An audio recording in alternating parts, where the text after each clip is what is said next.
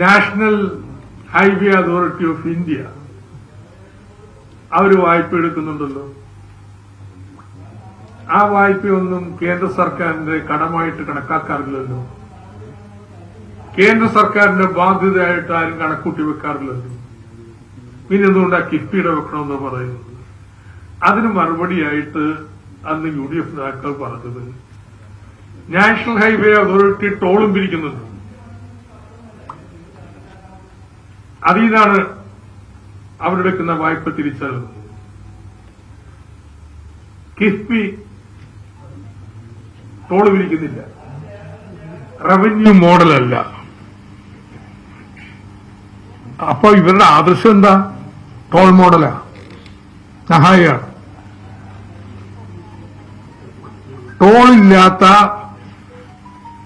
ഒരു നിർമ്മാണ മാതൃകയെ അംഗീകരിക്കാത്തിട്ടില്ല UDF-കാർ. ഉമ്മൻചാണ്ടിയുടെ കാലത്ത് അവർ നടപ്പാക്കിയിട്ടുള്ള ടോൾ അടിസ്ഥാനത്തിലുള്ള നിർമ്മാണ പ്രവൃത്തികളാണ്. അപ്പോ ഇതില് ഇപ്പൊ എന്താ കേന്ദ്ര സർക്കാരിന്റെ നിലപാട്? കേന്ദ്ര സർക്കാർ UDF-ന്റെ വാദം ഏറ്റെടുത്ത് ആ അസംബ്ലിയിൽ ചർച്ച ചെയ്യുന്നത്. ഞാനന്ന് പറഞ്ഞതല്ലേ C&H പറഞ്ഞതെന്നാണ് അന്ന് അസംബ്ലിയിൽ ഉണ്ടായ പ്രസ്താവന. C&H 2019 ഒരു ബോംബ് പൊട്ടിക്കാൻ വേണ്ടി അസംബ്ലി കൂടുന്നതിന് മുമ്പ് ഇത് സംസ്ഥാന സർക്കാരിന് നേരിട്ടുള്ള വായ്പയായിട്ട് കണക്കാക്കേണ്ടതാണ്, ഭരണഘടനാ ലംഘനം നടത്തിയിരിക്കുകയാണെന്ന് ഉള്ള രീതിയിൽ പരാമർശങ്ങളോടെ വന്നു. ആ C&H റിപ്പോർട്ടിനെ പൂർണ്ണമായിട്ട് അംഗീകരിച്ചതല്ലേ UDF? എത്ര സമയമാണ് അസംബ്ലിയിൽ അതിനുവേണ്ടി കളഞ്ഞിട്ടുള്ളത്? എന്നുവെച്ചാൽ ടോൾ മോഡൽ അവർ അംഗീകരിക്കുന്നുള്ളൂ. ഇന്നിപ്പോ വന്ന് കേന്ദ്ര സർക്കാർ ശുദ്ധ ആൻവിറ്റിയാണെങ്കിൽ പോലും വായ്പ തിരിച്ചടക്കുന്നത് സർക്കാരിന്റെ ആൻവിറ്റി നിന്നായതുകൊണ്ട് ആൻവിറ്റി മോഡലും വായ്പയാണ് എന്ന് പറഞ്ഞു സംസ്ഥാന സർക്കാർ. അപ്പൊ ലളിതമായൊരു ചോദ്യമാണ് പ്രതിപക്ഷ നേതാവ് VD സതീശനോട് എനിക്ക് ചോദിക്കാനുള്ളത്. കിഫ്ബി 67,437 കോടി രൂപയുടെ 1140 പ്രൊജക്ട് ഇൻഫ്രാസ്ട്രക്ചർ പ്രൊജക്ടുകൾ നടപ്പാക്കിക്കൊണ്ടിരിക്കുകയാണ്. ഇതിനു പുറമെ 20,000 കോടി രൂപ ഭൂമി ഏറ്റെടുക്കുന്നു. ഇതിലെ പ്രൊജക്ടുകളെല്ലാം വേണമെന്നല്ല വേണ്ടെന്നൊന്നും ജനങ്ങൾ പറഞ്ഞിട്ടില്ല കേട്ടോ.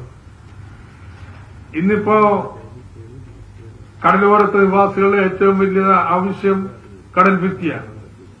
മലയോരവാസികളുടെ ഏറ്റവും വലിയ ആവശ്യം വേലിയാണ്. ഇതിനൊക്കെ വേണമെന്നുണ്ടെങ്കിൽ ഇതുവഴിയേ പറ്റത്തുള്ളൂ. നമ്മുടെ ദേശീയപാതയുണ്ടല്ലോ, കിഫ്ബി 6000 കൊടുത്തില്ലായിരുന്നെങ്കിൽ ആ ദേശീയപാത ഇന്നുണ്ടാവും.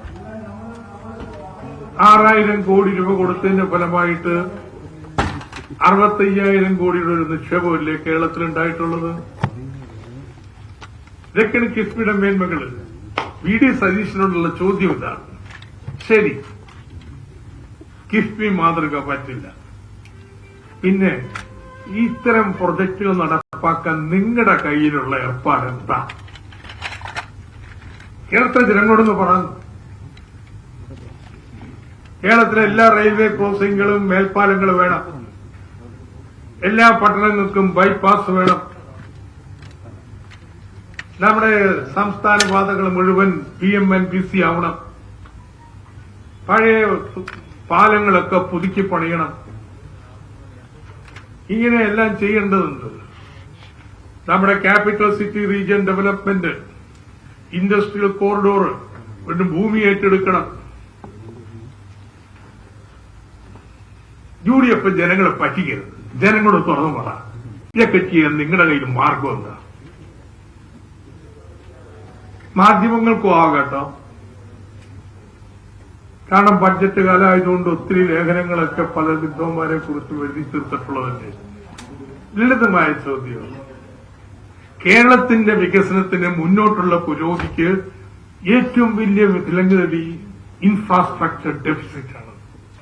കാരണം ഇതുവരെ കേരളം ഊന്നിയത് വിദ്യാഭ്യാസം, ആരോഗ്യം, സാമൂഹ്യ സുരക്ഷ, ഈ മേഖലകളിലാണ്. ഇത് വലിയ ചെലവ് ബഡ്ജറ്റിൽ നിന്ന് ഈ തുറകൾക്ക് വേണ്ടി വന്നതുകൊണ്ട് വേണ്ടത്ര മുതൽ മുടക്ക് ഇൻഫ്രാസ്ട്രക്ചർ മേഖലയിൽ ചെയ്തിട്ടില്ല. അതുകൊണ്ട് ഇന്ത്യയിൽ വണ്ടി ഓടുന്നതിന്റെ പാതി വേഗതയിൽ റെയിലായാലും ട്രെയിനായാലും കേരളത്തിൽ ഓടത്തുള്ളൂ. നമ്മുടെ ട്രാൻസ്മിഷൻ ലൈന് കൂടംകുളം വൈദ്യുതി മാടക്കത്ര വന്ന് നിൽക്കുക, കുണ്ടോളം ട്രാൻസ്മിഷൻ ലൈന് കേരളത്തിലെ ഇൻഡസ്ട്രിയൽ പാർക്കുകൾ പല ഇൻഡസ്ട്രിയൽ എസ്റ്റേറ്റിന്റെ ലെവലല്ലേ നിൽക്കുന്നത്. ഇത് മാറണ്ടേ? ഇത് മാറാതെ കേരളത്തിന് ഇന്ത്യയിൽ ഉണ്ടായിക്കൊണ്ടിരിക്കുന്ന വളർച്ചക്കൊപ്പം പോകാൻ മാർഗമുണ്ട്. ഇതാണ് UDF-നോട് ഞങ്ങൾക്ക് ചോദിക്കാനുള്ള ചോദ്യം. ഞങ്ങൾ കിഫ്ബി എന്ന രാഷ്ട്രീയം മുന്നോട്ട് പോകും, നിങ്ങൾക്ക് എന്താ മാർഗം? ഇതുവരെ പറഞ്ഞിരുന്നത് ഞങ്ങൾ ആന്വിറ്റി മോഡൽ ഞങ്ങൾ പണ്ടങ്ങനെ ചെയ്തിട്ടുണ്ട്, ഞങ്ങളും ചെയ്തിട്ടുണ്ട്. പക്ഷെ ഇനിയിപ്പോ ആന്വിറ്റി മോഡലിൽ പോയാൽ നിങ്ങൾ കുഴിച്ച കുഴിയാണ് കേട്ടോ. ഇങ്ങനെ സർക്കാർ ഖജനാവിൽ നിന്ന് പണം തിരിച്ചടവ് വരുന്നതെല്ലാം സർക്കാരിന്റെ വായ്പയാണ്. നിങ്ങൾ വാദിച്ച് കേന്ദ്രത്തിനെ പിന്താങ്ങിയുണ്ടല്ലോ, ആ കുഴിയിൽ നിങ്ങൾ വീണിരിക്കുക. എങ്ങനെ കേരളത്തിൽ മുന്നോട്ട് കൊണ്ടുപോകുക? അങ്ങനെ വളരെ സങ്കുചിതമായ രാഷ്ട്രീയ ലക്ഷ്യത്തിന് വേണ്ടിയിട്ട് മൂന്നാം വട്ടം ഇനി ജയിച്ചു പോയാലോ എന്നുള്ള പേടിയുണ്ട്. എന്ത് വികസന പ്രവർത്തനത്തെ മുടക്കാൻ വേണ്ടി ഇറങ്ങുന്ന ഒരു നിലവാരത്തിലേക്ക് UDF മാറിയിരിക്കുകയാണ്. പക്ഷെ ഒരു ചോദ്യമുണ്ട്, ആ ചോദ്യം വളരെ ആയോ? കാട്ടുകൊള്ള ഇതൊന്നും പറയണ്ട. ഏതൊക്കെ പരിഷ്കാരങ്ങൾ കൊണ്ടുവരാൻ പോണെന്ന് എനിക്കറിയത്തില്ല. പക്ഷെ റവന്യൂ മോഡലിലേക്ക് മാറണം, എന്നല്ല മറികടക്കാൻ പറ്റും. അപ്പൊ അതില് ടോള് വരാം. അതാണ് ധനമന്ത്രി നൽകിയ സൂചന. അപ്പൊ ഒരു ചോദ്യം ഇന്നും ഉണ്ട് ചില പത്രങ്ങളിൽ, ഇങ്ങനെ ടോള് കൊണ്ട് മനുഷ്യന് യാത്ര ചെയ്യാൻ പറ്റാതെ വരുന്ന ഒരു സ്ഥിതിവിശേഷം കേരളത്തിൽ. ഇത് താങ്ങാനാവാത്ത ഒന്നായി തീരുമോ അധികഭാരം? ഒരു കാര്യം ഉറപ്പിച്ചു പറയുക, നാഷണൽ ഹൈവേയിലെ ടോള് വരത്തില്ല. ചെലവ് കുറവായതുകൊണ്ട് മാത്രമല്ല, നാഷണൽ ഹൈവേയുടെ ചെലവില്ലാത്തതുകൊണ്ട് മാത്രമല്ല നിർമ്മാണത്തിന്. നാഷണൽ ഹൈവേയിൽ 15-20 വർഷം കൊണ്ട് മുടക്കുന്ന മുഴുവൻ തിരിച്ചു കിട്ടണം. ഇവിടുത്തെ നിർമ്മാണ പ്രവൃത്തിക്ക് എന്തിനാ 20 വർഷം, 50 വർഷം കൊണ്ട് തിരിച്ചെടുത്താൽ പോലെ. സർക്കാരിന്റെ ധനസമാഹരണത്തിനല്ലെന്ന് ടോള് വെച്ചിട്ടുള്ളത്. ടോള് വെക്കുകയാണെങ്കിൽ ആ കേന്ദ്രത്തിന്റെ മുട്ടാപ്പോക്കിനെ മറികടക്കാൻ വേണ്ടിയിട്ടാണ്. 50 വർഷം കൊണ്ടാവട്ടെ. എന്നാൽ റവന്യൂ മോഡലല്ലേ. റവന്യൂ മോഡൽ ആവണമെങ്കിൽ 10 വർഷം കൊണ്ട് തിരിച്ചു പിടിച്ചോണെന്ന് എഴുതി വെച്ചിട്ടുണ്ട്. The moment you go for 50 years, നിങ്ങൾക്ക് വരുന്ന ബാധ്യത ദേശീയപാതയുടെ 4-1 പോലും വരുന്നതിനൊക്കെ താഴെ. സർക്കാരിന് വേണമെങ്കിൽ 2 വീലേഴ്സ് 3 വീലേഴ്സ് പ്രദേശവാസികൾ അവരെ ഒഴിവാക്കാം. സുഗമമായിട്ട് വണ്ടികൾ നിർത്താൻ ഓടിക്കുന്നതിന് വേണ്ടിയുള്ള മറ്റാധുനിക സംവിധാനങ്ങൾ ഏർപ്പെടുത്തുക.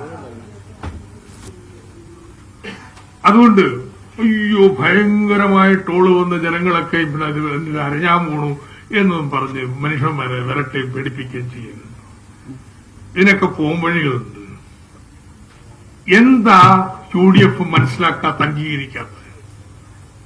BJP കേന്ദ്ര സർക്കാരുമായിട്ടൊരു ഏറ്റുമുട്ടലിലാണ് കേരളം.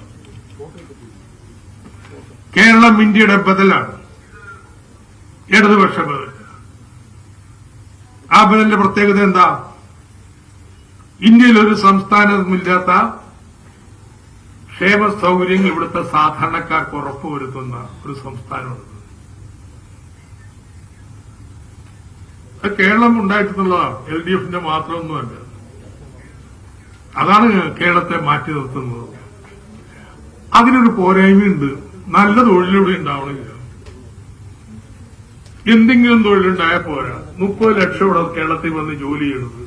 ആ തൊഴിലൊന്നും പോരായിട്ട് നമ്മുടെ അഭ്യസ്ത വിദ്യ ചെയ്യാറില്ല. നല്ല തൊഴിലവസരങ്ങൾ കേരളത്തിൽ വരണം. അത് അനിവാര്യമാണെന്ന് കേരളത്തിന്റെ ഈ മുന്നോട്ടുള്ള പോക്കിന്. അത് ഈ പശ്ചാത്തലത്തിൽ പിന്നോക്ക അവസ്ഥ മറികടക്കണം. അതിന് നമ്മൾ പോംവഴി കണ്ടു. ഡെമോക്രാറ്റിക് പാർട്ടി ജനങ്ങളുടെ മേൽ ഭാരം വെക്കാത്ത കേന്ദ്രം സമ്മതിക്കുന്നില്ല. UDF കേന്ദ്രത്തിന്